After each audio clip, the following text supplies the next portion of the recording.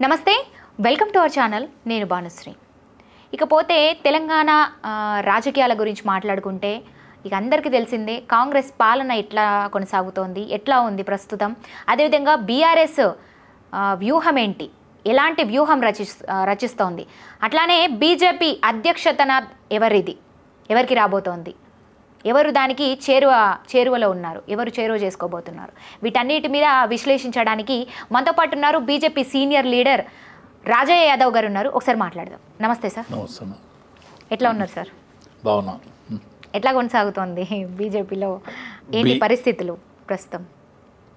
BJP national జాతీయ party అమ్మా, ఇప్పుడు పరిపాలించే పార్టీ, అనేక రాష్ట్రాలలో ప్రభుత్వంలో ఉన్న పార్టీ. అవును.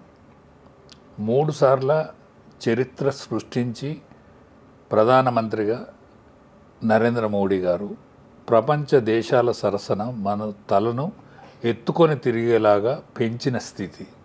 అవును సార్. ప్రప్రదంగా స్వాతంత్ర అనంతరం మొట్టమొదటి ఒక బీసీ ప్రధానమంత్రి, అమిత్ షా ద్వయం మోడీ గారు అమిత్ షా గారు ఏదైతున్నారో వాళ్ళు కలిపి నడిపిన పరిస్థితి. దేశంలో ఉగ్రవాదానికి కానీ దేనికి కానీ తావులేని పరిస్థితి. ఇవన్నిటిని మించి మన ఆర్థిక పురోగతి, మనం 75 సంవత్సరాల స్వాతంత్రంలో అత్యధిక భాగం కాంగ్రెస్ పార్టీ పరిపాలించింది ఈ దేశాన్ని. అవును, కాంగ్రెస్ పార్టీ పరిపాలించింది. అవును. ఈ దుస్థితులు ఏమన్నా మిగిలిన్నాయంటే 75 సంవత్సరాలలో పరిపాలించిన పార్టీగా 10 సంవత్సరాలు కంటిన్యూగా పరిపాలించి 11వ సంవత్సరం పరిపాలించే పార్టీగా బీజేపీ కాలంలోనే ఎందుకు మెరుగైంది, కాంగ్రెస్ పార్టీ ఎందుకు ఈ దుస్థితికి కారణమైంది, ఇది ప్రజలు విశ్లేషించుకుంటారు మనకంటే ఎక్కువ. అవును. మీ బోటోళ్ళ కంటే మా బోటోళ్ళ కంటే ప్రజలు వాళ్ళ జీవితాలు మెరుగైన తీరు కానీ, వాళ్ళ పిల్లలు చదువుకున్న తీరు కానీ, ప్రపంచ దేశాల సరసన మన భారతదేశం వచ్చే విలువ కానీ, మన యువతరం ఏదైతున్నదో 18 ఏళ్ళ నుంచి 30 ఏళ్ళ యువతరం ఏదైతున్నదో వాళ్ళు చాలా హార్డ్ కోర్గా ఆలోచిస్తూ ఉన్నారు. అవును. మా తరానికి ఉన్న ఈ తరానికి ఉన్న తేడా, మా తరం సర్దుకుపోయి బతికినాం, ఈ తరం ఇప్పుడు అలా కాదు, ఇలా కాదు. వాళ్ళకు తగిన పరిపాలన వస్తుంది కాబట్టే అనేక రాష్ట్రాలలో ఎన్డీఏ ప్రభుత్వాలు కానీ బీజేపీ స్వయం పాలిత రాష్ట్రాలు కానీ అనేక ఉన్నాయి. ఇంకా ఉండబోయేది యావత్ భారతావనిలో కూడా ఖచ్చితంగా బీజేపీకి మంచి రోజులు ఉన్నాయని అనిపిస్తూ ఉన్నది. ఓకే. సో ఇప్పుడు కొద్ది వరకు మనము కాంగ్రెస్ పాలన గురించి మాట్లాడుకుందాం సార్. మీరు ఇందాక అన్నారు దాదాపు 70 ఏళ్ళ పాలన ఉంది కాంగ్రెస్ పాలన, అంటే ఇంత అనుభవం ఉన్నటువంటి పార్టీ అని చెప్పుకొచ్చారు. మరి అంత అనుభవం ఉన్నటువంటి పార్టీ మరి ఇప్పుడు అంటే 10 ఏళ్ళ బీఆర్ఎస్ పాలన తర్వాత మళ్ళీ కాంగ్రెస్ ప్రభుత్వాన్ని ఎన్నుకున్నారు ప్రజలు. ఎందుకని మరి ఇప్పుడు ఇంత వ్యతిరేకత ఎందుకు వస్తుంది అంటారు? అంత 70 ఏళ్ళ పాలించింది ఒకప్పుడు కాంగ్రెస్ పార్టీ, ఇప్పుడే ఎందుకు ఇంత వ్యతిరేకత వస్తుందంటే ఏం చెప్తారు మీరు? ఒకటేనమ్మా, కాంగ్రెస్ పార్టీ యావత్ భారతావనిలో 3 రాష్ట్రాలు ఉన్నాయి కాంగ్రెస్ పాలిత రాష్ట్రాలు. హిమాచల్ ప్రదేశ్, కర్ణాటక, తెలంగాణ మాత్రమే. తెలంగాణలో బీజేపీ మాకు అవకాశం ఇస్తే మేము బీసీ ముఖ్యమంత్రిని చేస్తామన్నారు. అవును. టీఆర్ఎస్ పార్టీ మేమే తెలంగాణ తెచ్చిన పార్టీగా, మేము తప్ప ఎవడు పరిపాలించడు, మేమే గెలుస్తామని పోటీ చేసింది మొన్నటి ఎన్నికలలో. అవును. రీసెంట్ 14 నెలల క్రితం కాంగ్రెస్ పార్టీ సతికిలబడే పోటీ చేసింది. కానీ బీజేపీకి ఓటేస్తే మురిగిపోద్దో అనే అనుమానం ప్రజలకు వచ్చింది. బీజేపీ అందుకుంటుందో అందుకోదో అదే అన్యో. కానీ టీఆర్ఎస్ పార్టీ కానీ, కేసీఆర్ కుటుంబం కానీ, కేసీఆర్ కానీ ఈ ప్రభుత్వంలోకి రాకూడదు అనే ఆలోచన మాత్రమే కాంగ్రెస్ పార్టీని పైకి తీసుకొచ్చి పెట్టింది. ఇక్కడ కాంగ్రెస్ పార్టీని పైకి తీసుకొచ్చి పెట్టింది. మూలకున్న కాంగ్రెస్ అవును మళ్ళీ ముందు తెలుగుదేశం పరిపాలన కానీ అనేక సార్లు వెనుకబడ్డ పార్టీ మళ్ళీ లేచింది. దింపుడు గల్లం కాడ లేసుడు సిస్టమ్ తెలుసా మీకు? దింపుడు గల్లం అంటే ఏందో, ఎందుకు పుట్టిందో దింపుడు గల్లం తెలుసా? ఆనాడు వైద్య శాస్త్రం డెవలప్మెంట్ లేదు. అవును, మనిషి చచ్చిపోయిందా బతికున్నాడా అని చూసే అటువంటి వైద్య శాస్త్రం డెవలప్మెంట్ లేదు ఆనాడు. ఏది దింపుడు గల్లం పుట్టినరోజు. దింపుడు గల్లం ఎందుకు పుట్టిందంటే స్వరం, బిడ్డ స్వరమో కొడుకు స్వరమో భార్య స్వరమో, ఈ స్వరం చెవు ద్వారా కర్ణపేటిక ద్వారా పొయ్యి మనిషిని లేపుతుందన్న ఆశకు దింపుడు గల్లం పెట్టింది. ఆ దింపుడు గల్లం కాడ లేచిందే తెలంగాణ కాంగ్రెస్. ఓకే, దింపుడు గల్లం కాడ లేచింది ఈ పార్టీ. దింపుడు గల్లం కాడ కూడా అనేక కోరికలు అలవి కానీ హామీలు ఇచ్చింది ఆ దింపుడు గల్లం కాడ కూడా. అక్కడ కూడా ఇప్పుడు ఏ విధంగా అయితే ఇచ్చిందో అప్పుడు కూడా అట్లనే దింపుడు గల్లం కాడ ఈ పార్టీ అనేక హామీలు ఇచ్చింది. హామీలు ఇచ్చినందుకు కూడా గెలవలే. మేము హామీలు ఇస్తే గెలిచినామని అనుకుంటాను. ఇప్పుడు ప్రశ్నిస్తాను ప్రజలు, అవును హామీలు ఏమైనాయి అని. వీళ్ళు ఏమంటున్నారు, మేము ఇచ్చిన హామీలన్నీ కూడా అమలు చేసినామని మాట్లాడుతున్నారు అధికారులు. అంటే ఏదైతే ఇప్పుడు ప్రభుత్వ మంత్రులు కావచ్చు, రేవంత్ రెడ్డి కావచ్చు, మేము ఇచ్చిన అన్ని కూడా అమలు చేసినాము, ఒకటో రెండో కానీ అని చెప్తారు. మరి ప్రజల దాకా ఎందుకు పోలేవంటారు? ఎందుకు ప్రజలకు చేకూరట్లేవు? అలవి కానీ హామీలు ఇచ్చిన మాట వాస్తవం. వీళ్ళ దగ్గర బడ్జెట్ లేని మాట వాస్తవం. అవును, అదందరూ తెలుసు. అలవి కానీ హామీలు ఇచ్చిన మాట వాస్తవం. వీళ్ళ దగ్గర బడ్జెట్ లేని మాట వాస్తవం. అలవి కానీ హామీలు ఇచ్చినా కూడా కేంద్రం సాయం చేయాలని లేదు. కేంద్రం అనేది రాష్ట్ర ప్రభుత్వాలకు ప్రణాళికాబద్ధంగా ఏవైతే చేయాలనో అవి మాత్రమే చేస్తుంది. రోడ్లు, ప్రాజెక్టులు, ఇదివరకు పాతబడ్డ విషయాలు ఏమన్నా ఉంటే, మూలకున్న విషయాలు ఏమన్నా ఉంటే, గ్రామ పంచాయతీలకు స్ట్రీట్ లైట్స్, గ్రామ పంచాయతీ జీతభత్యాలు, మున్సిపాలిటీలకు జీతభత్యాలు, కార్పొరేషన్లకు జీతభత్యాలు. మున్సిపల్ కార్పొరేషన్స్ ఉన్నాయి కదా, మన హైదరాబాద్ కార్పొరేషన్ అది, వరంగల్ కార్పొరేషన్ అది, మన కరీంనగర్ కార్పొరేషన్ అది, మున్సిపాలిటీలు ఉన్నాయి. వీటన్నిటికీ ఎన్నికలు పెడితే వచ్చేది అమెండ్మెంట్ అయింది. అప్పుడు అది కాంగ్రెస్ పార్టీ కాలంలో అమెండ్మెంట్ అయింది. మరి వీళ్ళు ఎన్నికలు పెడతలేరు. మరి ఎందుకో ఎన్నికలు పెడితే వాటి ఫండ్స్ వచ్చు, ఆ ఫండ్స్ కూడా వస్తలేవు. వీధి లైట్లు బంద్ అయితే ఇంక కొద్ది రోజులైతే, సఫాయి జీతాలు బంద్ అయితే ఇంక కొద్ది రోజులైతే, ఊరూరికి శ్మశాన వాటికలు కట్టించింది కేంద్ర ప్రభుత్వమే, ఊరూర గ్రామాలల్లో పనిచేసేది కేంద్ర ప్రభుత్వమే, హైవేస్ నిర్మాణం చేసేది కేంద్ర ప్రభుత్వమే. కేంద్ర ప్రభుత్వం నిధులు ఉంటే జరుగుతాయి ఇవన్నీ. కాబట్టి రేవంత్ రెడ్డి ఇచ్చిన హామీలకో, కాంగ్రెస్ పార్టీ ఇచ్చిన అలవిగాని హామీలకో కేంద్ర ప్రభుత్వం బాధ్యత కాదు. పూర్తి బాధ్యత రాష్ట్ర ప్రభుత్వాన్నే ఉంటుంది. హామీ ఇచ్చిన ప్రభుత్వాన్నే ఉంటుంది. మీరు ఆనని పెళ్లి చేసిండమ్మా, చాత కాకపోతే చాతనైతే లేదని చెప్పాలి తప్ప, నేను కోర్టు పడిగెత్తిన కాబట్టి నేను ఏదైనా ఇస్తానని హామీ ఇస్తే కరెక్ట్ కాదు కదా. మరి ఇవన్నీ అలవిగానే హామీలు ఇచ్చిండు తప్ప, ఈయన ఉచిత బస్సు తప్ప ఏది నడతలేదు. అవును, ఉచిత లేడీస్ బస్సు తప్ప. లేడీస్ అలా అక్కెరున్నా అక్కెరు లేకున్నా లేడీస్కి ఉచితంగా పోవచ్చు. అది కూడా మూల పడుతుంది అనిపిస్తుంది. ఆర్టీసీ దివాళీ తీసింది. అవును, కొన్ని బస్సులు కూడా తక్కువైపోయినాయి మనం చూసుకుంటే. ఆర్టీసీ దివాళీ తీసింది. అవును, అవసరం లేని వాళ్ళు కూడా, అక్కెరు లేని వాళ్ళు కూడా కూర్చుండి పోవాల్సి వస్తుంది. ఇక్కడ ఏ విధంగా పెట్టారో కర్ణాటకలో కూడా మళ్ళీ అదే విధంగా కర్ణాటక కూడా దివాళీ తీస్తుంది. దాని తర్వాత ఇది దివాళీ తీస్తుంది. అందుకనే అలవిగానే హామీలు ఇచ్చి రేవంత్ రెడ్డి బయటపడ్డాడు. కానీ తెలంగాణలో కర్ణాటకలో ఎట్లున్నదో నాకు తెలియదు. కానీ తెలంగాణ ప్రజానికం మేము అలవిగానే హామీలు ఇచ్చినాం.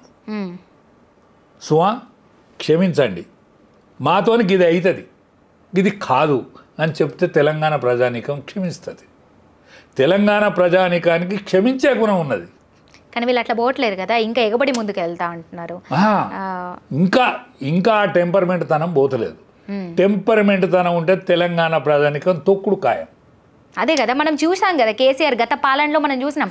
10 ఏళ్ల పాలనలో కేసీఆర్ ఆయన వాక్యాలు ఎట్లా ఉండేది, అనుచిత వ్యాఖ్యలు కావచ్చు, ఆయన వైఖరి ఎట్లుండే చూసినాం. గద్దె దింపిరు ఈరోజు. అందుకే కొత్త ప్రభుత్వానికి అవకాశం ఇచ్చిరు. ఎందుకు ఇవ్వకూడదు? కాంగ్రెస్ ప్రభుత్వం ఏదో చేస్తుందన్న నమ్మకం వీళ్ళకు ఉండే. కానీ ఇప్పుడు వీళ్ళు మీరు అన్నట్టుగా ఇందాక అన్ని అలవిగాని హామీలు ఇచ్చి అన్నీ చేసినామంటున్నారు, కానీ ప్రజల దాకా పోతలేవు. ఇప్పుడు ప్రజలు ఈరోజు తీవ్రంగా నష్టపోతున్నారు. ఏంటంటారు దీనికి పరిష్కారం ఏంటంటారు? ఎవరు ఇప్పుడు మీరు అన్నట్టుగా వీళ్ళు రాష్ట్రమే బాధ్యత వహించాలంటున్నారు, కానీ వీళ్ళేమో ఒక సందర్భాల్లో చేతులు కూడా ఎత్తేస్తున్నారు. ఏంటి పరిస్థితి? ఏంటి పరిస్థితి? ఏం లేదమ్మా, వీళ్ళు చేతులు ఎత్తేసిన ఇట్లా ఉంటే కాంగ్రెస్ ప్రభుత్వం పరిస్థితి ఎట్లా ఉండబోతుంది భవిష్యత్తులో? ఇంకా 3.5 సంవత్సరాలు అవుతుంది. 24 సంవత్సరాలు అంటే 14 సంవత్సరాల ఉద్యమం, 9.5 సంవత్సరాల పరిపాలన కేసీఆర్ను భరించింది ఈ రాష్ట్రం. ఎందుకు భరించింది? తెలంగాణ తెచ్చేదంటే ముందున్నది టీఆర్ఎస్ అనే ఆలోచనతోటి ఆయన ముఖ్యమంత్రి చేశారు. ముఖ్యమంత్రి చేసినాక ఆయన కొడుకును మంత్రి చేశారు, ఆయన బిడ్డను పార్లమెంట్ మెంబర్ చేసిండు. అందుకే ఇప్పుడు కుటుంబ పరిపాలన కిందకి తెచ్చిండు. తెస్తే తెలంగాణలో ఒక విషయం ఉంటుంది, మన కుక్కగా మన కాలు కడితే చంపుకుంటా దాన్ని సాదుకోవాలని ఒక ఆలోచన ఉంటుంది, క్షమించే గుణం ఉంటుంది. ఒక్కసారి కేసీఆర్ను క్షమించిండ్రు, క్షమించి మరోసారి తీసుకొచ్చినా ఆ కుక్క పాడుగానే అట్లే తింటుంది, తింటేదాన్ని చంపారేసారు. అన్నీ కానీ పురుషార్థుడు వద్దు, ఈ పురుషార్థుని పరిపాలన వద్దు అని దించేసారు. దించేసి మరి బీజేపీ బీసీ ముఖ్యమంత్రిని చేస్తా అంటుంది కదా, మరి వాడిని ఎందుకు అనుకోవద్దు అని అనుకుంటే వాడు అనుకోవడం. ఇక మంచో చెడ్డో కాంగ్రెస్ వాడిని గాలబెడదాం పట్టని కాంగ్రెస్ వాడికి వేసారు. చూద్దాం అనుకున్నారు. కాంగ్రెస్ పార్టీ క్యాండిడేట్ దొరకలే. తెలంగాణ ప్రజానీకం ఎంత కెపాసిటీ తెలివి కళ్ళగా ఆలోచించిందంటే టీఆర్ఎస్ వల్ల పైసలు అందేదానిక ఊకొని పైసలు తీసుకొని కాంగ్రెస్ పార్టీ ఒకటి దొరకలే. 4 రోజుల ముందుగానే పరారైంది వాడు. అయినా వాడిని ఎంకలాడుకొని చేయి గుర్తు ఓటేశారు. రేవంత్ రెడ్డి మధ్య కేసీఆర్ మధ్య లడాయి జరగలే. రేవంత్ రెడ్డి ఢిల్లీని తిప్పుకున్నాడు. ఎందుకంటే రేవంత్ రెడ్డి కాంగ్రెస్ పార్టీ కాదు. రేవంత్ రెడ్డికి అవకాశం వచ్చింది కాబట్టి అయిండు. అవకాశం వచ్చింది కాబట్టి ఢిల్లీలో ఉండే వీక్నెస్ను, కాంగ్రెస్ పార్టీకి ఉండే వీక్నెస్ను తిప్పుకొని వాళ్ళకి ఏం అక్కరపాడైందో ఎంకతో ఆ అక్కెర తీర్చిండు. ఈయన ముఖ్యమంత్రి అయిండు. ఈ అలవిగానే హామీలు ఇచ్చింది ఒక్క రేవంత్ రెడ్డి ఇయ్యలే, కాంగ్రెస్ పార్టీ మేనిఫెస్టో ఇచ్చింది. అలవిగానే హామీలను నెరవేర్చకుండా ఇవాళ ఫెయిల్యూర్ అయింది. 14 ఏళ్ళకే ఫెయిల్యూర్ అయింది. ఆ నెంబడి 24 ఏళ్ళు ఉన్నారు. కేసీఆర్ ఎంబడి 24 ఏళ్ళు ఉన్నారు ఈ జనం. కానీ ఈయన 14 నెలలకే పరిశానలో పడ్డాడు. కాబట్టి ఈయన పని అవుటే, మళ్ళీ కాంగ్రెస్ పార్టీకి నూకలు చెల్లినట్టే. ఇప్పుడు అందుకే ఇప్పుడు బీఆర్ఎస్ వ్యూహం ఎట్లా ఉందంటే, అంటే రోజువారీగా మనం చూస్తున్నాము, కేటీఆర్ ముందుకు వచ్చి పాదయాత్ర చేస్తా అంటున్నాడు. మన కరీంనగర్ సూర్యాపేట అని ఇట్లా తిరుగుతున్నారు. అదేవిధంగా మేము ఒక సభ పెడతామంటున్నారు. దీని గురించి వీళ్ళది ఎట్లా ఉందంటారు పరిస్థితి? అంటే వీళ్ళ వ్యూహం ఎట్లా రచిస్తున్నారు? ఒకటేమ్మా, వాళ్ళు 10 సంవత్సరాలు రాజ్యం చేశారు, 14 సంవత్సరాలు ఉద్యమం జరిగింది. ఈ కేటీఆర్ పాదయాత్ర చేస్తారంటాడు చూడు, ఈ కేటీఆర్కున్న ఉద్యమానికి ఏం సంబంధం లేదు. అది లేదు. అవును, కేటీఆర్కున్న ఉద్యమానికి ఏం సంబంధం లేదు. కేటీఆర్ అప్పుడు ఎక్కడున్నాడంటే అమెరికాలో ఉన్నాడు, నౌకరు చేస్తాడు.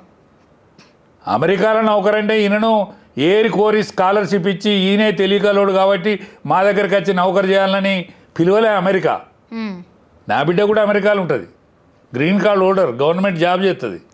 ఈయన ఏరుకోరేం పిలువలే, బతుకు తెరువు కోసం మేనోలే ఈయన కానీ నీ చెల్లె కానీ. ఈడ బతుకు ఎక్కువైందని వీడికి వచ్చింది. టీఆర్ఎస్ పార్టీ పెంపైతుంది, రేపు రాబోయే రోజులు మాకు వచ్చేటట్టున్నాయి, అవకాశం మెరుగైతుంది అని వీళ్ళు వచ్చింది ఇక్కడికి. వీళ్ళకును ఉద్యమానికి కేసీఆర్కును కవితకును కేటీఆర్కు ఉద్యమానికి ఏం సంబంధం లేదు. హరీష్ రావు గారు మాధవన్ కష్టపడ్డాడు. నేను టీఆర్ఎస్లో ఉంటిని. నేను టీఆర్ఎస్లో 20 ఏళ్ళు కష్టపడ్డా. అదే కేసీఆర్తో పాటు జైలుకు పోయినా నేను ఖమ్మం జైలుకు. వీళ్ళకున్న ఉద్యమానికి ఏం సంబంధం లేదు. వీళ్ళు ఉద్యమంలో చొచ్చిండ్రు. వీళ్ళు చొచ్చుడే కాక అనేక మందిని ఉద్యమ వ్యతిరేకులను తీసుకొచ్చిండ్రు పార్టీలో. అవును, ఉద్యమ వ్యతిరేకులు అంటే టీఆర్ఎస్లను దెబ్బలు కొట్టిన వాళ్ళని తీసుకొచ్చింది ఈ పార్టీలో. కాంగ్రెస్ పార్టీ నుంచి, తెలుగుదేశం పార్టీ నుంచి, సమైక్యవాద తెలుగుదేశం పార్టీ నుంచి గెలిచిన వాళ్ళు వచ్చిర్రు. ఉద్యమకారులందరూ బాధపడుకుంటూ వెళ్ళిపోయారు. వీళ్ళు ఏం మొఖం పెట్టుకొని తిరిగి ఇంకా ఏమవుతారని తిరుగుతాను. పాదయాత్ర చేస్తే ఏమవుతుంది? 25 సంవత్సరాల ఏంటిది సభ పెడితే ఏమవుతుంది? ఆ సభకు ఎవడొస్తాడు? ఇప్పుడు ఆవిర్భావ సభ అంటున్నారు, తిరుగుతున్నారు, చేస్తున్నారు, ముందుకు వస్తున్నారు. మరి అంటే ఇట్లా ఇప్పుడు ఇదంతా చేయడం వల్ల ప్రజలు మళ్ళీ ఏమైనా నమ్ముతున్నారంటారా బీఆర్ఎస్ని? 18 ఏళ్ళ నుంచి 30 ఏళ్ళు ఉన్నోడు టీఆర్ఎస్ పార్టీలో లేడు. ఉద్యమంలో పనిచేయలేవాడు. 18 ఏళ్ళ నుంచి 30 ఏళ్ళు ఉన్నోడు ఉద్యమంలో పనిచేయలే. 18 ఏళ్ళ నుంచి 30 ఏళ్ళు ఉన్నోడు ఆనాడు పనిచేసిండు. ఏనాడు? ఉద్యమ కాలంలో తెలంగాణకు పనిచేసిండు. ఇవాళ 18 ఏళ్ళ నుంచి 30 ఏళ్ళు ఉన్నోడు బీజేపీలో ఉన్నాడు. వాడు 18 ఏళ్ళ నుంచి 30 ఏళ్ళు ఉన్నాడు, వాడు బీజేపీలో ఉన్నాడు. అంటే దేశ రాజకీయాలను పరిశీలించి ఎస్ ఈ పార్టీ అయితే రేపు మనకు మన యొక్క ఆశయాన్ని నెరవేరుతుందని 18 ఏళ్ళు ఉన్నాడు, 30 ఏళ్ళు ఉన్నాడు. మిగతా వాళ్ళు ఆనాడు ఉద్యమ కాలంలో పనిచేసినాడు 18 ఏళ్ళోడు 45 ఏళ్ళు అయ్యిండు. 30 ఏళ్ళోడు 55 ఏళ్ళు అయ్యిండు. 60 ఏళ్ళకి వచ్చాడు. పాలతో ఊదు కాలేదు లేదు, పప్పు ఉడకలేదు. ఇప్పుడు నేనున్నమ్మా, నేను ఉద్యమంలో పనిచేస్తాను 20 ఏళ్ళు. నాతోనేమవుతుంది? ఒక నోరు ఉన్నది తప్ప నేను ఉరుకుతానా? నోరు ఉన్నది మాట్లాడతానా? నోరు మాట్లాడితే ఉరుకుతానా? కష్టం తీర్తానా? అక్కరకత్తానా? అట్లా అనుకుంటే అట్లని కాదు. అంటే ఇటువంటి వ్యవస్థ టీఆర్ఎస్లో ఉన్నది. నా బోటి వాళ్ళంతా టీఆర్ఎస్లో ఉన్నారు. అవును, లీడర్షిప్ ఉన్నది, కానీ క్యాడర్ ఏది? అదే కదా. 30 ఏళ్ళ నుంచి 18 ఏళ్ళు 18 ఏళ్ళ నుంచి 30 ఏళ్ళు లేడు కదా. 18 ఏళ్ళ నుంచి 30 ఏళ్ళు కదా. అక్క, తమ్మి, అన్న, బావ, అక్క, చెల్లె, తల్లి, నాన్నను పిలిచితోడు వీడే కదా. పోస్టర్ అతికించేటోడు వీడే కదా. పాంప్లెట్ పంచేటోడు వీడే కదా. భవిష్యత్తు గురించి చెప్పేది వీడే కదా. ప్రపంచ దేశాల సరసన భారతదేశం ఎట్లా మనగలుగుతుందో చెప్పేది వీడే కదా. కాబట్టి వానితో పాటుగా నా బోటోడు పోతాడు కదా. నా బోటోడు అంటే నేను పోను కావచ్చు, వెళ్తారు కదా. నా బోటోళ్ళు అందరూ అరే పిల్లలు ఆలోచిస్తారు మనం ఏందని అనుకుంటారు కదా. అంతే. కాబట్టి బీజేపీకే భవిష్యత్తు ఉన్నది. టీఆర్ఎస్కి కానీ బీజేపీ మన కాంగ్రెస్ పార్టీ భవిష్యత్తు 14 ఏళ్ళకే బయటపడ్డది. కాంగ్రెస్ పార్టీ బీసీ రిజర్వేషన్కి సంబంధించి 42% రిజర్వేషన్కి ఆమోదించింది. ఎస్సీ వర్గీకరణ ఇవన్నీ కూడా మేము చేపడతామంటుంది. అయినా ఎందుకు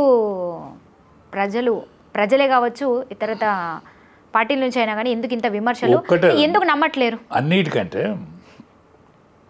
42% లేరు బీసీలు. బీసీ జనాభాలో తప్పు చెప్తాను. 42% ఇప్పుడు 42% రిజర్వేషన్ చేసిన 50% గెలుస్తారు వీళ్ళు. నువ్వు రిజర్వేషన్ చేసినా చేయకున్నా గ్రామాలల్లో గ్రామ పంచాయతీలల్లో 50% కనుక బీసీలే గెలుస్తారు. పార్టీ ఏదైనా కానీ బీసీలు మాత్రమే గెలుస్తారు.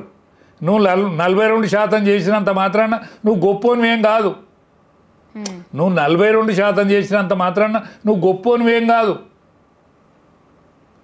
ఇంకో రెండో విషయం ఏంటంటే 42%లో ముస్లిం రిజర్వేషన్ పెడతాను నువ్వు. ఇది కూడా అన్నారు. అది కరెక్ట్ కాదు. అవును. ముస్లింలు అనేది మత ప్రాతిపదికన ఉంటారు ముస్లింలు. ఈ రిజర్వేషన్స్ కుల ప్రాతిపదికన జరుగుతున్నాయి. అవును. బీసీలు అనేతోళ్ళు హిందూ కుల ప్రాతిపదికన జరుగుతున్నాయి కదా. అవును. నువ్వు ముస్లింలను మతవాదులను తీసుకొచ్చి ఇళ్ళెత్త పెడతావు.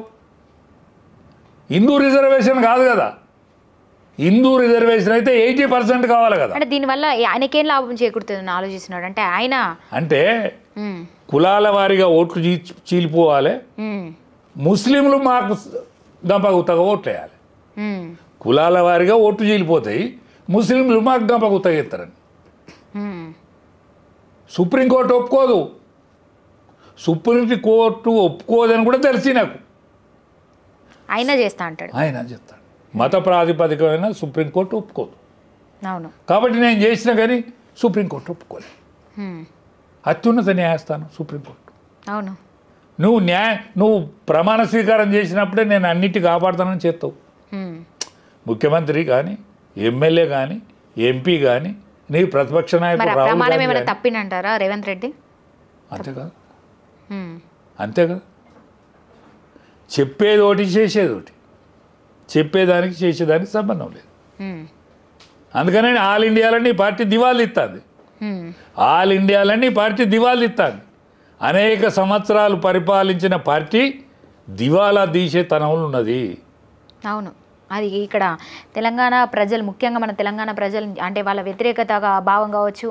యావత్ భారతావనిలే నీ ప్రతిపక్ష నాయకుడు రాహుల్ గాంధీ గోయిందా? ఇలా పార్లమెంట్ నడుస్తుంది, రాహుల్ గాంధీ ఎక్కడ? పార్లమెంట్ నడుస్తుంది, రాహుల్ గాంధీ ఎక్కడ ఉండాలి? ఎక్కడున్నాడు? అది గుర్తుపెట్టుకోవాలి. కాబట్టి కాంగ్రెస్ పార్టీ పని కానీ టీఆర్ఎస్ పార్టీ పని కానీ అయిపోయింది కాక అయిపోయింది. ఎందుకంటే నీకు 30 ఏళ్ళు, 18 ఏళ్ళ నుంచి 30 ఏళ్ళోడు టీఆర్ఎస్ పార్టీలో లేడు, కాంగ్రెస్ పార్టీలో కూడా లేడు. 18 ఏళ్ళ నుంచి 30 ఏళ్ళ యువతరం ఏదైతే ఉన్నదో అది టీఆర్ఎస్ పార్టీ లేదు, కాంగ్రెస్ పార్టీ లేదు, అది ఉన్నదంతా బీజేపీలో ఉన్నది. ఈయన పక్క కేసీఆర్ కూడా నిన్న మాట్లాడినటువంటి ఆయన చేసినటువంటి కొన్ని వ్యాఖ్యలు చూస్తే ఆయన హాట్ కామెంట్స్ చేయడం జరిగింది. దీనికి సంబంధించి కూడా మాట్లాడలేదు. ఎందుకంటే ప్రజల్లో ఇప్పుడు కేటీఆర్ కావచ్చు, హరీష్ రావు వచ్చి మాట్లాడుతున్నారు. అంటే కాంగ్రెస్ పాలన బాగలేదు, ప్రజల్లో వ్యతిరేకత వచ్చిందంటూ కూడా ముందుకు వచ్చి చెప్పడం జరుగుతుంది. మరి కేసీఆర్ ఏమో పక్క ప్రజలు ఇప్పుడు నన్ను గద్దె దింపేసారు, నన్ను కాదని కాంగ్రెస్ ప్రభుత్వం ఎన్నుకొని ఈరోజు మళ్ళీ నన్ను సమస్యలు తీర్చమని నన్ను మాట్లాడమంటే నేను ఎట్లా మాట్లాడతా, కంతవరకు ఇచ్చి యుద్ధమోలు ఏమంటే నేను ఎట్లా చేస్తా అంటున్నాడు. మరి ఆయన వైఖరి ఎట్లా? అట్లా కదమ్మా, నిన్ను ప్రతిపక్ష నాయకునిగా అయితే నిలబెట్టింది కదా, నిలబెట్టింది. మరి ఆయన మాట్లాడి తీసుకోవాలి. నువ్వు పుట్టగానే ముఖ్యమంత్రివా? కేసీఆర్ పుట్టినాడే ముఖ్యమంత్రి? కేసీఆర్ ఎమ్మెల్యే అయినాడే ముఖ్యమంత్రి? కేసీఆర్ ఎమ్మెల్యే అయినాడే ముఖ్యమంత్రి కాదు కదా. తెలుగుదేశం పార్టీలో ఒకసారి ఓడిపోయాడు, కాంగ్రెస్ పార్టీలో అదివరకు ఆయన దుబాయ్ శేఖర్ అనేది కాంగ్రెస్ పార్టీలో ఉన్నోడు ఆయన, తెలుగుదేశం పార్టీలో రాజకీయ అరంగేట్రం చేసిండు, కాంగ్రెస్ పార్టీలో ఒకసారి ఓడిపోయిండు, మళ్ళీ మిడ్ టర్మ్ ఎన్నికలు వస్తే కాంగ్రెస్ పార్టీలో గెలిచిండు, రవాణా శాఖ మంత్రి అయిండు తప్ప తెలుగుదేశంలో ముఖ్యమంత్రి కాలేదు కదా. నీకేదో అప్పుడు ఉన్న పరిస్థితులల్లో నువ్వు ఒక పార్టీ పెట్టవలసిన స్థితి ఏర్పడ్డది.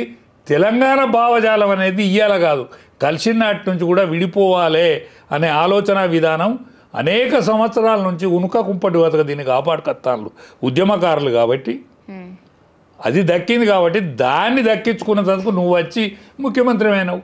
14 సంవత్సరాల తర్వాత ముఖ్యమంత్రి అయినావు. నిన్ను ఎప్పటి ముఖ్యమంత్రి చేయాలనా? నీ కుటుంబం చాకరీ చేయాలనా? ఎంతవరకు కరెక్ట్ అంటారు? ఇట్లా ప్రజలు మళ్ళీ దూరమే చేసుకుంటారు. నీ కుటుంబానికి చాకరీ చేయాల్సిందేనా అంటే ప్రజానాడి ఆయనకు తెలియకుండా అయింది అంటే ఒక విధంగా దరువు తప్పినట్లు లెక్క.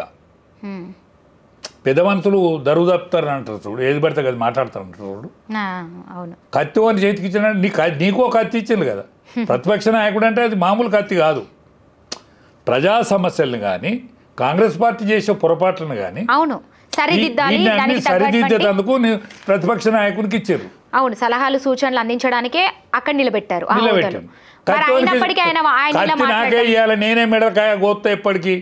మీ మెడకాయలు కోసుకుంటా నా బిడ్డకు, నా కొడుకు, నా అల్లునికి, నా చుట్టాలకు, నా బంధువులకు, నా బంధువర్గానికి మీ ప్రజల మెడకాయలన్నీ కోసుకుంటా పెడతా అని అంటే ప్రజలు ఊరుకుంటారా? కత్తి ఎప్పటికీ ఈయనే చేతుల్లో ఉండాలా? ఆ కత్తి రేవంత్ రెడ్డి చేతికి వస్తే మరి రేవంత్ రెడ్డి చేసిన పురుషార్థం ఏది? అది కూడా కనిపించలేదు కదా. అందుకనే ప్రజలు సరి అయిన నిర్ణయం సరి అయిన టైంలో తీసుకుంటారు. అసలు ఈ ప్రభుత్వంకి అసలు అంటే ప్రజల పట్ల ఎట్లాంటి భావజాలం ఉంది, ఎట్లా ప్రజల గురించి ఎట్లా ఆలోచిస్తున్నారు? మొత్తం ప్రభుత్వం గురించి మాట్లాడుకుంటే ఎట్లాంటి ఆలోచన చేస్తుందంటారు? ప్రభుత్వాలమ్మా, ప్రభుత్వాలు ప్రజలను మేము చెప్పినట్టు ఇంటేమని అనుకుంటారు. కానీ ప్రజలు ఏమనుకుంటారంటే నంబర్ 1 అవలాగాన్లైనరా మనల్ని పరిపాలించేటోళ్ళని వాళ్ళు అనుకుంటారు. ఎందుకంటే ఒకప్పుడు ఆ కెపాసిటీ లేకుండే, ప్రజానీకానికి ఆ కెపాసిటీ లేకుండే. ఇవాళ ఆ కెపాసిటీ వచ్చింది కాబట్టి ఇప్పుడు ఏదన్నా ప్రజలతోనే నడుస్తుంది, ప్రజలతోనే నడుస్తుంది. ఇవాళ రేవంత్ రెడ్డి ఎవరినో ముఖ్యమంత్రిని చేసిండ్రు. కేసీఆర్ ఎన్ని రోజులు పోరాడినా కూడా తెలంగాణ తెచ్చిన వీరునిగా ఆయన ముఖ్యమంత్రి చేసిండ్రు. ఆయన వైఖరి మంచిగా లేదు కాబట్టి ఆయన దించేసిండ్రు. ఇంకా ఆయన వైఖరి కానీ ఆయన పిల్లల వైఖరి కానీ మార్పు లేదు కాబట్టి ఆయనను దరికి రానియరు కాక రానియరు. మరి ఏది పడుతుంది మాట్లాడతా ఎట్లా పడితే అట్లా చేస్తా అంటే తెలంగాణ ప్రజలు యాక్సెప్ట్ చేయరు కదా, సిద్ధంగా లేరు. ఈరోజు చెయ్యరు. వాళ్ళకి నచ్చినట్టుగా మెదులుకొని ఉంటేనే కొంచెం వాళ్ళు మళ్ళీ ఆలోచించగలిగేటువంటి అవకాశాలు ఉన్నాయి. పరిస్థితి ఏంటి అంటే అధ్యక్షత గురించి మాట్లాడుకుంటే బండి సంజయ్ పేరు వినిపిస్తోంది, డీకే అరుణ గారి పేరు వినిపిస్తోంది, అట్లనే రామచంద్రరావు గారి పేరు కూడా వినిపిస్తోంది, ఇక ఈటల రాజేందర్ గారి పేరు కూడా వినిపిస్తోంది. మరి ఎవరికి ఎక్కువ ప్రాధాన్యత ఉందంటే ఏం చెప్తారు? ఈటల రాజేందర్ గారు ఉన్న దాంట్లో సీనియర్ మోస్ట్ నాయకుడే. రామచంద్రరావు గారు పూర్వీకుడే. రామచంద్రరావు గారు పూర్వం నుంచి ఏది సంఘ బ్యాక్గ్రౌండ్ నుంచి, ఏవీవి బ్యాక్గ్రౌండ్ నుంచి రామచంద్రరావు గారు వచ్చి నాయకుడే. డీకే అరుణ గారు కూడా మంచి పార్లమెంటరియన్. ఆమె కాంగ్రెస్ పార్టీలో మంత్రి కూడా ఉన్నట్టున్నది ఆమె. కాబట్టి డీకే అరుణ గారు కూడా అర్హురాలే. బండి సంజయ్ గారు ఇదివరకు అధ్యక్షునిగా చేసిండ్రు. అవును. ఇప్పుడు భారత హోమ్ మినిస్టర్లో డిప్యూటీ హోమ్ మినిస్టర్గా చేస్తూ ఉన్నాడు. బండి సంజయ్ గారిని మంత్రి పదవిని తీసేసి మళ్ళీ బండి సంజయ్ని పెడతారని అనిపించలేదు. సరే, వార్తలు వస్తానే మాట నిజమే, వార్తలు వింటాను. పోతే కిషన్ రెడ్డి గారు అనేక సంవత్సరాలు అధ్యక్షుడిగా ఉన్నారు. పోతే కిషన్ రెడ్డిని తీసుకొచ్చి డీకే అరుణ కూడా రెడ్డి సామాజిక వర్గానికి సంబంధించిన వ్యక్తే. అవును. డీకే అరుణను కూడా మళ్ళీ రెడ్డి సామాజిక వర్గమే చేస్తుందని అనుకుంటలేను నేను. ఎందుకు అనుకుంటలేనంటే కాంగ్రెస్ పార్టీ రెడ్డిని చేయాల్సిందే. రెడ్డి ముఖ్యమంత్రి అవుతారు కాంగ్రెస్ పార్టీలో. అవును. కాంగ్రెస్ పార్టీకి ప్రెసిడెంట్ ఎవరు ఉన్నా కూడా ముఖ్యమంత్రి రెడ్డే. టీఆర్ఎస్ వెల్మలే. అవును. కాకపోతే మిగతా వాళ్ళు రెడ్లు ఎమ్మెల్యేలుగానో మంత్రులుగానో ఉంటారు అందులో. ఓన్లీ బీజేపీకి మాత్రమే బీసీని చేసే అవకాశం ఉన్నది. తెలంగాణలో ట్రెండ్ ఏమున్నది? బీసీ ట్రెండ్ ఉన్నది. బీసీ ట్రెండ్ నడుస్తుంది. అవును. బీసీ ట్రెండ్, బీసీ పోరే ఎక్కడ చూసినా. ఇదివరకే మాట ఇచ్చింది బీజేపీ, మాకు అవకాశం ఇవ్వండి, మేము బీసీ ముఖ్యమంత్రిని చేస్తామని. మాకు అవకాశం ఇవ్వండి, మేము బీసీ ముఖ్యమంత్రి చేస్తామని. బండి సంజయ్ ఇదివరకు రాష్ట్ర అధ్యక్షునిగా చేసిండు, ఇప్పుడు మంత్రిగా చేస్తూ ఉన్నాడు. మళ్ళీ అదే సామాజిక వర్గానికి చెందినటువంటి అరవింద్ గారు కూడా అడుగుతూ ఉన్నాడు, ఏది నేను అధ్యక్షుడిని అయితే అవకాశం ఇస్తే చేస్తారండి. ఒక ఈటల రాజేందర్ గారు మాత్రమే కేంద్రం ఏది ఆలోచిస్తుందో నాకు తెలియదు, నేనే అవుతా అని మాత్రమే అన్నట్టు చెప్పలే ఆయన.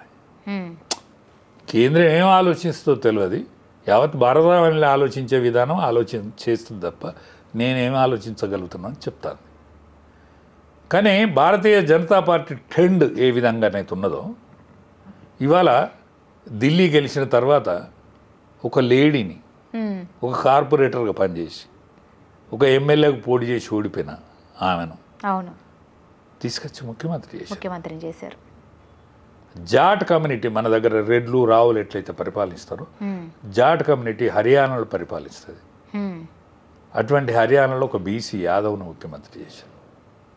మధ్యప్రదేశ్లో వైశాల్యంలో భారతదేశంలో చాలా గొప్ప వైశాల్యం కలిగిన దేశం, అక్కడ ఒక యాదవ్ను ముఖ్యమంత్రి చేశారు. కింద అస్సామా, అది ఒరిస్సా, అక్కడ ఒక ఎస్టీని ముఖ్యమంత్రి చేశారు. అంటే యావత్ భారతావనిలో బీసీలకు అవకాశం ఏదన్నా ఉన్నదంటే ఒక బీజేపీలో మాత్రమే ఉన్నది. 75 సంవత్సరాల స్వాతంత్ర భారతదేశంలో ఏకైక బీసీ ప్రధానమంత్రి నరేంద్ర మోడీ మాత్రమే. కాబట్టి భారతదేశం యొక్క ఆలోచన విధానం, భారతదేశంలో యొక్క ప్రజానీకం ఏ విధంగా బతుకుతుందనేటువంటి ఆలోచన విధానాన్ని తగినట్టుగా మెదిలేటువంటి పార్టీ బీజేపీ మాత్రమే. బీజేపీ యంత్రాంగం ఆ విధంగా ఆలోచిస్తుంది. ఇక్కడ బండి సంజయ్ని మళ్ళీ చేస్తారు, ఆయన మంత్రి పదవిని తీసేస్తారు అని అయితే నేను అనుకుంటలేను. పోతే కిషన్ రెడ్డి గారు మంత్రిగా ఉన్నారు. అవును, ఆయన మంత్రిగా ఉండగా డీకే అరుణ్ణం తీసుకొచ్చేస్తారని నాకు అనిపించలేదు. గ్రామాలల్లో ముదిరాజులు అత్యంత ఎక్కువ మెజారిటీ ఉంటుంది. ముదిరాజులను బెస్తలకు దగ్గర సంబంధం ఉంటుంది. అవును, యాదవులకు కురుమోలకు ఎక్కువ సంబంధం ఉంటుంది. యాదవులు సెకండ్ మెజారిటీ ఉంటారు. ముదిరాజుల తర్వాత యాదవులు ఉంటారు. యాదవుల తర్వాత మున్నూరు కాపులు ఉంటారు. మున్నూరు కాపులు ఉన్న తర్వాత పద్మశాలీలు ఉంటారు. గౌడ్స్ ఉంటారు. అత్యాది వర్గాలు ఉంటాయి. కాబట్టి ఈ బీసీలకు సరిగ్గా న్యాయం జరుగుతుంది ఈ పార్టీలో అని అనుకుంటాను. నాకైతే అత్యంత ఎక్కువ, ఎందుకంటే అనుభవశాలి, 2 సార్లు మంత్రిగా వ్యవహరించిండు. తెలంగాణ ఉద్యమంలో ప్రతి గ్రామం తిరిగినోడు, అనేక సంవత్సరాలు ప్రతిపక్ష నాయకునిగా మెదిలినోడు. కాబట్టి అపారమైన అనుభవము, సైలెన్సీ, బ్యాలెన్స్ ఉన్నటువంటి వ్యక్తిగా నాకు ఈటెల రాజేందర్ గారికి అవకాశం ఉన్నట్టు అనిపిస్తూ ఉంది. ఎందుకంటే ఈ బీసీ నాయకత్వాన్ని ఎవరిని కూడా కాదనరు. ఇవాళ మా దగ్గర లక్ష్మణ్ గారు ఉన్నారు, ఆయన రాజ్యసభ మెంబర్. ఇక్కడ మన మెజారిటీ లేకున్నా ఎక్కడి నుంచో ఒక రాజ్యసభ మెంబర్ని చేసిన ఆయన పార్లమెంటరీ పార్టీ నాయకుడు, పార్లమెంటరీ పార్టీలో మెంబరు. ఆయనను తీసుకొచ్చి మళ్ళీ ఇక్కడ అధ్యక్షుడు చేస్తారని అయితే నాకు అనుకుంటలేను. బండి సంజయ్ను మంత్రి పదవి నుంచి మళ్ళీ అధ్యక్షుడు చేస్తారని అనుకుంటలేను. బండి సంజయ్ ఉండగానే అదే సామాజిక వర్గానికి చెందినటువంటి వ్యక్తిని అరవింద్ గారిని తీసుకొచ్చి అధ్యక్షుడు చేస్తాడని అనిపించలేదు. ఎక్కువ ఓట్ బ్యాంకు ఈటెల రాజేందర్ గారి వైపు అంటే ఒక్కటే నేనేమంటానంటే అనుభవ రీత్యా కానీ సీనియారిటీ రీత్యా కానీ ఇవన్నీ సీనియారిటీ ఆయనకు కూడా ఉన్నది, అరవింద్ గారు కూడా ఉన్నది సీనియారిటీ. కానీ ఒక బండి సంజయ్ ఒక పక్క ఉండగా మళ్ళీ అరవింద్ను కూడా చేస్తారని అనిపించలేదు. నిన్నటి దానికి కిషన్ రెడ్డి గారు, రామచంద్ర గారి పేరు కూడా బాగా వినిపిస్తుంది. కాకపోతే రామచంద్రరావు గారు విద్యార్థి దేశం నుంచి కూడా బీజేపీకి సంబంధం, కనుక బ్రాహ్మణ సామాజిక వర్గం ఆయన. బ్రాహ్మణ సామాజిక వర్గం ఇప్పుడు కోమట్లు కానీ బ్రాహ్మణ సామాజిక వర్గం కానీ అత్యున్నత స్థాయిలో ఉంటే వాళ్ళ గ్రామాలలో చుట్టాలు ఉండరమ్మా. వీడు మావోడే అనుకునే చుట్టాలు బంధువులు తక్కువ ఉంటారు. ఇవాళ మన తెలంగాణలో ఇప్పుడు నేను మీతో మాట్లాడుతున్నామ్మా, ఎవరన్నా మీ టీవీ ఛానల్లో చూస్తారు, చూసినప్పుడు అరే మన రాజయ్య యాదవ్ మనోడు ఒకడు ఉన్నారు రాడా అని అనుకుంటారు. ఎందుకంటే ఇటువంటి వాతావరణం నిర్మాణమైంది గ్రామాలల్లో. ఇటువంటి వాతావరణం నిర్మాణమైంది గ్రామాలల్లో. అరే మనోడు అందులో ఒకడు ఉన్నాడు అని అనుకుంటారు. ఖచ్చితంగా అనుకుంటారు. బ్రాహ్మణులకు ఒక భరోసా అంటే ఒక నమ్మకం ఏర్పడుతుంది, మనోళ్ళు మనవారు అన్నట్టుగా. ఇప్పుడు మా దగ్గర రామచంద్రరావు గారు యోగ్యుడు విజ్ఞుడు ఎమ్మెల్సీగా ఉండే యోగ్యుడు విజ్ఞుడు, కానీ ఆయన బంధువర్గం ఉండే చాలా వాడలు ఉండయి, బ్రాహ్మణ వాడలు ఉండయి, బ్రాహ్మణ ఇండ్లు ఉంటాయి. వీళ్ళకు ముదిరాజుల వాడు ఉంటుంది, మునూరు కాపుల వాడు ఉంటుంది, గ్రామాలలో గొల్ల వాడు ఉంటుంది, గౌన్ల వాడు ఉంటుంది, శాల వాడు ఉంటుంది, సాకల వాడు ఉంటుంది, కానీ బ్రాహ్మణ వాడు ఉండదు. బ్రాహ్మణ వాడు ఉండదు. అవును, గ్రామాలలో వాడ. అవును, సిటీ అంటారు అందరూ ఎక్కడ ఇల్లు దొరికితే ఇక్కడ మంచి హై లొకేషన్ అంటారు. అవును, పేదోళ్ళు ఉండేవాడ వేరే ఉంటుంది, శ్రీమంతులు ఉండేవాడ వేరే ఉంటుంది. బంజారా హిల్స్ శ్రీమంతులు ఉంటారు, ఇంకా లోతట్టు ప్రాంతాలు ఉంటాయి, వాళ్ళందరూ గరీబ్గా ఉంటారు. ఇక్కడి సిస్టమ్ అట్లుంటుంది, గ్రామాల సిస్టమ్ ఎట్లుంటుంది. కానీ గ్రామాలే పునాది కదా. అవును, కాబట్టి అక్కడి నుంచే కదా మొదలయ్యేది. కాబట్టి అట్లనే జరుగుతుందని నేను అనుకుంటాను. ఈటెల రాజేందర్ గారికి బీజేపీ అధ్యక్షత ఒకవేళ వహిస్తే ఎట్లా ఉంటుంది, ఏం జరగబోతుంది, ప్రజలకి ఎట్లా ఒక్కటే అమ్మా, ఆయనే ఇప్పటి వరకు అయితే మచ్చలేని నాయకునిగా పెరిగిండు. కిషన్ రెడ్డి గారు కూడా అదే విధంగా పెరిగిండు. అందరికి కూడా ఎవరికి మచ్చలున్న నాయకులు అయితే వెళ్ళలేరు. ఆయన సైలెన్స్ మెయింటైన్ చేస్తాడు. ఈ మధ్య ఈటల రాజేంద్ర మీద అంటే సైలెంట్గా ఉండే ఒక మనిషి అంటూ కూడా విమర్శలు, వార్తలు రావడం, ప్రచారం జరగడం కూడా, ప్రచారాలు బాగా జరుగుతున్నాయి. సైలెన్స్ స్పోక్ పర్సన్ అన్నట్టుగా కూడా వినిపిస్తుంది. ఒకటే అమ్మా, ఆయన ఏదైనా చెప్తే నిజం చెప్పినట్టు అనిపిస్తుంది.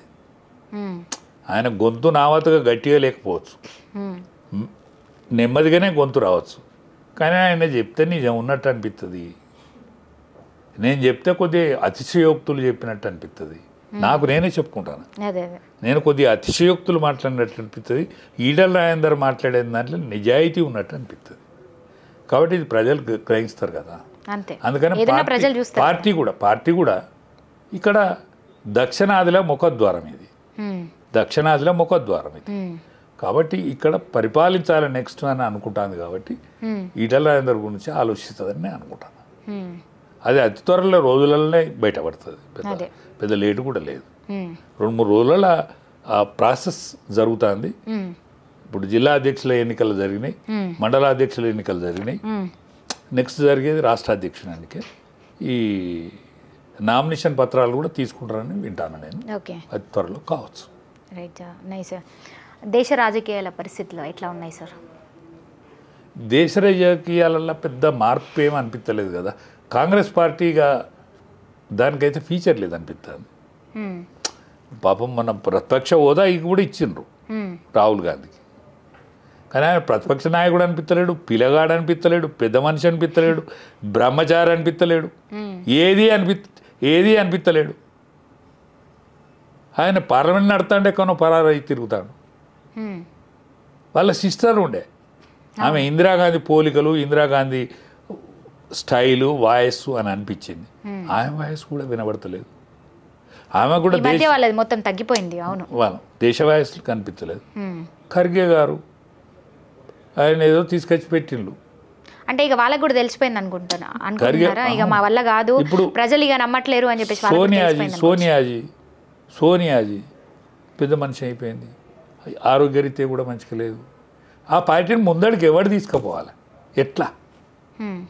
యజమానే కూషై ఉంటే, ఇంటి యజమానే కూషై ఉంటే ఎట్లా నడుతుందమ్మా సంసారం? అందుకే రాహుల్ గాంధీని తెచ్చి కూర్చోబెడతా అంటున్నారు. ప్రియాంక గాంధీ కూడా కొన్ని ఇస్తున్నారు కదా. ఎన్ని చేసినా అది రేవుకు వచ్చే రాజ్యం కాదమ్మా. అది రేవుకు రాదు, అది రేవుకు రాదు. కాంగ్రెస్ పార్టీకి దిక్చూచి లేని నావైంది. అది ఏదైనా దిక్చూచితోనే నడుతుంది. కానీ ఇక్కడ ఎన్నికలు, తెలంగాణలో ఎన్నికలు జరిగినప్పుడు కూడా కాంగ్రెస్ పార్టీ నాయకులందరూ మనం విన్నాం, ప్రధానమంత్రిని చేయబోతాం, ఆయనకి గిఫ్ట్ ఇస్తాము, అది ఇది అంటూ కూడా మాట్లాడారు. సరే, ఓవర్ కాన్ఫిడెన్స్ ఎక్కువ ఉండే నా వాళ్ళకి. ఓవర్ కాన్ఫిడెన్స్ కాదు, ప్రధానమంత్రిని చేస్తాం అనుకుంటే కనీసం ప్రతిపక్ష నాయకుని హోదాన వచ్చింది. అప్పుడు ఆదివారం ప్రతిపక్ష నాయకుని హోదా కూడా లేకుండే. అవును, ఇప్పుడు ప్రతిపక్ష నాయకుని హోదాన వచ్చింది. కానీ ఆ హోదాను నిలబెట్టుకుంటలేడు కదా, ఆ హోదాకు కావాల్సిన న్యాయం చేస్తలేడు కదా. కాబట్టి ఇంకా కాంగ్రెస్ పార్టీ గురించి నూకలు జల్లిన ముచ్చట.